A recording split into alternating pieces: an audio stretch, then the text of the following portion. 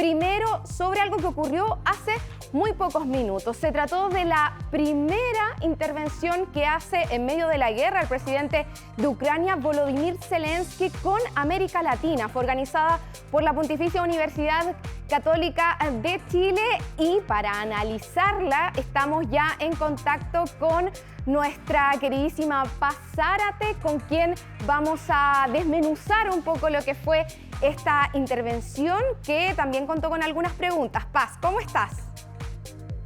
Muy bien, Ivana, gracias por la invitación. Paz, ¿qué podríamos decir es el eje central de esta intervención que vimos hace poquitos minutos? Diría que lo central es una línea que Zelensky ya ha mencionado en varias de sus intervenciones ante parlamentos extranjeros, otros centros de estudio. Es la primera vez que lo hace para América Latina, pero sí lo ha hecho para otros continentes. Y en eso habría que decir que lo primero es que la invasión rusa no comenzó hace 6 meses.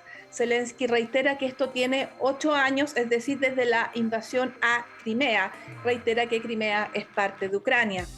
Asimismo, la tesis de que Rusia está cometiendo un genocidio contra la población ucraniana, es decir, estos no son simples crímenes de guerra o crímenes contra la humanidad, específicamente genocidio, que estaría matando a la población ucraniana en tanto nacional de Ucrania, por ser tal. Y además que Rusia para Ucrania se trataría de un Estado terrorista, y al mismo tiempo pide que se acepte que Ucrania intenta ingresar a la Unión Europea porque es como una manifestación de la autodeterminación del pueblo ucraniano, tanto de ser un pueblo soberano como de ingresar a este bloque. Diría que esos son los 4 conceptos que encontré en su intervención. Paz, desde América Latina, ¿qué es lo que se podría hacer? Ya te voy a invitar a escuchar algo que él esboza, pero también dice: ustedes, un día que vengan y vean cómo nosotros nos estamos enfrentando a esta guerra, ya sabrán cómo ayudarnos. ¿Ha sido no lo suficientemente sólida la postura de América Latina y en específico de Chile con respecto a la guerra de Ucrania? ¿Qué piensas tú? A ver, yo separaría la invitación que hace Zelensky a que América Latina y Chile en particular se acerque y conozcan más Ucrania. Entonces le invita a la prensa, invita a los estudiantes, que haya una relación bilateral más nutrida y a partir de eso, cómo ayudar quizás en la reconstrucción ucraniana. Yo lo separaría eso de la respuesta al conflicto. Yo creo que hay bastante consenso de que la respuesta de Chile en particular respecto del conflicto ha sido clara, de condena muy, muy clara del presidente Boric y su gobierno a la invasión y a la acción que ha seguido después, digamos, al conflicto armado. Y yo separaría eso de lo que significa una ayuda sustantiva a Ucrania en un continente donde la narrativa anti-Estados Unidos, aunque Estados Unidos solamente un aspecto de este conflicto, esa narrativa sí tiene antecedentes históricos importantes. Y al mismo tiempo la influencia de Rusia también en la región. Entonces, creo que un punto que no se tocó y que podría complementar la respuesta general respecto al conflicto es la ayuda latinoamericana a Ucrania. Y en ese sentido, yo creo que todos los países hemos estado ausentes. Sabemos que el presidente Zelensky le pidió al presidente Boric una ayuda con el desminado, que es una labor que contribuye a la paz, porque el desminado de los campos ucranianos permitiría retomar la actividad agrícola y a través de eso tratar de reducir el riesgo de una crisis alimentaria en gran parte del mundo, porque Ucrania, como sabemos, es un productor de granos que tiene un impacto, el hecho que no esté este tipo de alimentos en el mercado muy, muy grande, sobre todo para países realmente pobres como en África. Así que ahí creo que toda la región, no solo Chile, está al debe.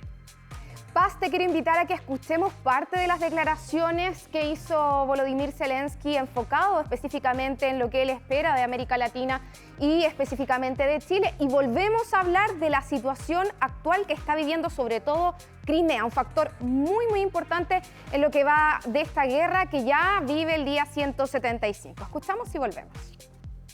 Hay cosas muy específicas. Rusia tiene que pagar un precio alto por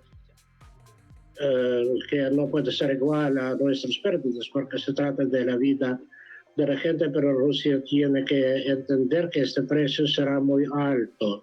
Y también entendemos que nosotros vivimos en un mundo moderno, contemporáneo, o los instrumentos que existen para ayudarnos son instrumentos civilizados, tienen que ser civilizados y democráticos, pero con esto muy rígidos y dirigidos hasta la Unión.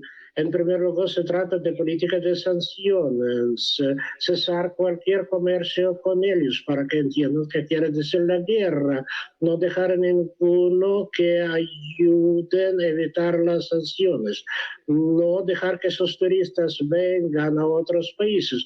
Si ellos aman tanto a su país y odian tanto a otros países, dejen que tengan sus vacaciones dentro de su país, que continúen apoyando a su autocracia. En este caso van a empezar a pensar, a tratar de entender qué aconteció y entonces van a ejercer la presión sobre su gobierno que eligen en el mismo formato y con el mismo líder ya hace 25 años.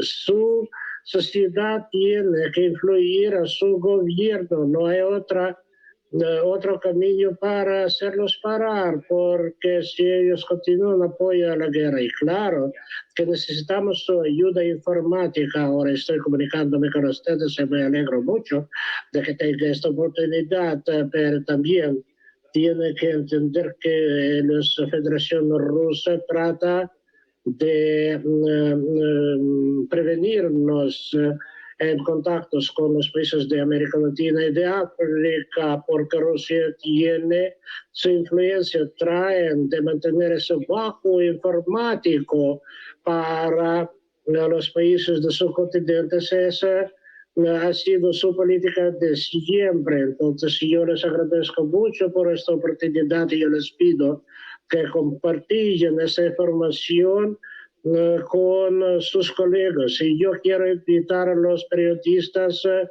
de su país a Ucrania. No queremos esconder algo, queremos que nuestra verdad sea llevada hacia sus países. Paz, él, como en otras oportunidades, ha pedido que incluso los países suspendan el turismo de ciudadanos rusos. ¿Qué es tan factible y eficaz para ejercer presión al gobierno ruso ves en esta idea? A ver, yo creo que el aspecto turístico es algo que todavía en las sanciones que Occidente está aplicando a Rusia no se había considerado con demasiada fuerza. Entonces ahí yo creo que hay un aspecto que todavía es potencial para que la población rusa sienta sobre sí misma el efecto de la guerra y no se desarrolla entonces un aspecto del comercio, de las relaciones comerciales con Rusia con normalidad como ha sido hasta ahora. Es decir, que esto no se limite solamente a las prohibiciones de viaje que van a ciertos jerarcas, es decir, que se extienda a la población. Y desde ese punto de vista, la Unión Europea, hay países en la Unión Europea que ya están aplicando esto, como los países bálticos, que son, digamos, los más vocales en empujar este tipo de sanción o de castigo. Cerrar las fronteras a los viajeros rusos ya está teniendo cierto eco, pero está comenzando en los países bálticos y en Finlandia. Y quizá el otro aspecto que habría que mencionar, porque esto la sanción a los viajeros no va a tener efecto en América Latina. Un aspecto importante que yo creo que América Latina quizá no se ha movilizado al respecto es que gran parte de los países de América Latina dependen de fertilizantes rusos.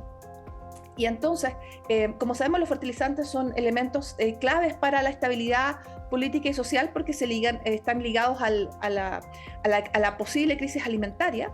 Y entonces a mí es sorprendente que en ese sentido América Latina no tenga ninguna política común no la ha habido, por ejemplo, todavía en el contexto de la Cumbre de las Américas o de la OEA, y hay, por ejemplo, otro continente, África, donde los países africanos conjuntamente están buscando los fertilizantes que necesitan. Así que ahí quizás, más que el turismo, hay un aspecto de esta guerra que convoca a los países de nuestra región y donde no está habiendo una acción conjunta en este momento.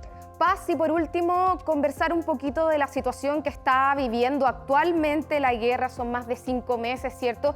Y se han visto, incluso en esta jornada, reiterados ataques que se han dado en Crimea. El gobierno ruso ya ha reconocido ayer, por ejemplo, que se trataba de un sabotaje. Hoy día ha dicho que se ha detenido una célula terrorista. ¿Qué pasa en Crimea? ¿Cuánto esto va a extender el conflicto? Porque la verdad es que ni Rusia ni Ucrania parecen decididos, incluso con lo que dijo Zelensky hoy día para América Latina, ceder este territorio. O sea, ahí empezó, dice Zelensky, la guerra, ahí termina. ¿Qué está ocurriendo hoy día y cuánto más podría escalar? Es una muy buena pregunta, Ivana, porque Crimea es una importante base de operaciones militares. Un ataque en Crimea, y ya tenemos algunos cuantos, significa que está habiendo un avance significativo de Ucrania en su contraofensiva. Es decir, que la ayuda occidental efectivamente está ayudando a Ucrania no solamente como a defender el territorio que tiene, su propio territorio, sino que estas zonas que son controladas desde 2014 por Rusia, se den signos de un esfuerzo de recuperar Crimea. Entonces, Ucrania hasta ahora había intentado hacer retroceder a Rusia de las provincias ocupadas después de la invasión de febrero. En cambio, Crimea, como hemos dicho, está en poder de Rusia hace 8 años. Por lo tanto, aquí hay un signo del avance gracias a la ayuda occidental. Esa ayuda además está comprometida para continuar.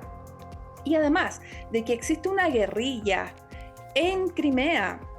Esa es la razón por la cual tampoco tenemos tantos detalles. Existe una guerrilla en las zonas ocupadas y particularmente en Crimea que hace posible también que se genere estos ataques, y por eso me llama la atención la referencia al ataque terrorista.